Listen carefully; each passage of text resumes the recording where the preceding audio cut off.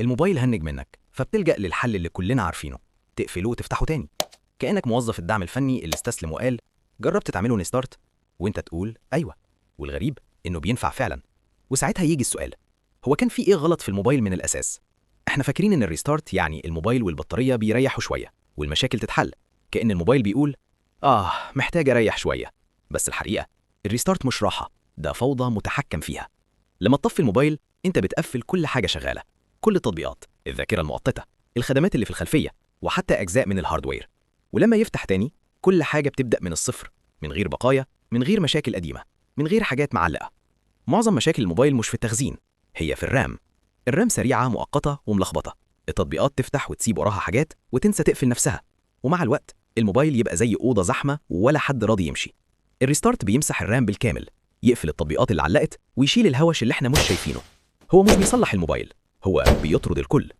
في تطبيقات مش بتعرف تسكت حتى وهي مقفولة، تشيك إشعارات، تتبع موقعك، وتزامن بيانات. الريستارت هو الحاجة الوحيدة اللي بتقول لهم كفاية خلاص. كمان الواي فاي والنت مش مجرد زر اون واوف، في اتصالات وعناوين اي بي وتفاهمات، ومع الوقت الاتصالات دي ممكن تبوظ من غير ما تحس. الريستارت يجبر الموبايل يعيد الاتصال من جديد، وعشان كده الإشارة فجأة تبقى كاملة. الموبايل كمان مليان حساسات: الدوران، الحركة، القرب، البصمة، الكاميرا، وكلها شغالة طول الوقت. الريستارت يعيد تشغيلها، يصلح القرايات الغلط، وعشان كده الشاشة تبطل تلف لوحدها كأنها سكرانة. بس خلي بالك، الريستارت مش بيعمل كل حاجة. مش بيمسح بياناتك، مش بيشيل الفيروسات نهائي، مش بيصلح تحديث بايظ، ومش بيعالج كسر أو عيب في الهاردوير.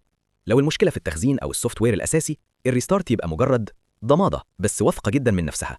طيب ليه بينفع أغلب الوقت؟ لأن الموبايلات الحديثة زي سيرفرات صغيرة، بتعمل 1000 حاجة في نفس الوقت، وبتركز على السرعة أكتر من النظافة، وفي الآخر حاجة بتتلخبط. الريستارت مش خدعة، هو الرجوع للعقل، زي لما تقول كله يطلع بره ونبدأ من جديد. وعشان كده الدعم الفني دايما يقترحه، مش لأنه كسل، لكن لأنه فعال. إحصائيا أغلب المشاكل مؤقتة ومتعلقة بالسوفت وير والذاكرة، والريستارت بيحل التهنيج، السخونية، سحب البطارية، تهنيج التطبيقات، ومشاكل الشبكة، وفي أقل من دقيقة. فإيه اللي بيحصل فعلا لما تطفي الموبايل وتشغله؟ أنت ما بتصلحوش، أنت بتعيد ضبط الواقع، بتمسح ذاكرته القصيرة، بتطرد التطبيقات المشاغبة، وبتدي النظام صفحة جديدة. الموبايل ما كانش بايظ، كان بس مضغوط زيادة عن اللزوم.